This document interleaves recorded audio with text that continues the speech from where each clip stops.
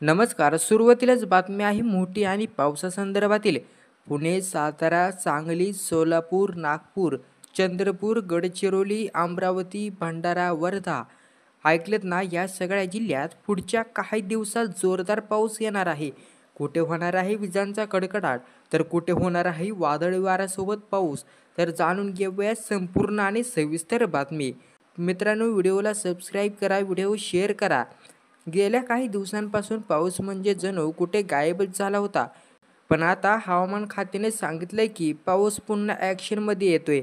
7 जूनला आज पाहिलं तर घाट म्हणजे मुळशी, भोर, खंडाळा, महाबळेश्वरच्या ठिकाणी मेघगर्जनेसह पाऊस पडणार आहे. आणि 8 जूनला महाराष्ट्राच्या आतल्या भागात हलक्या फुल या पावसाच्या सरी पडणार आहेत. आणि 12 आणि 13 जूनच्या दरम्यान पावसाचं जोरदार पुनरागमन हे होणार आहे.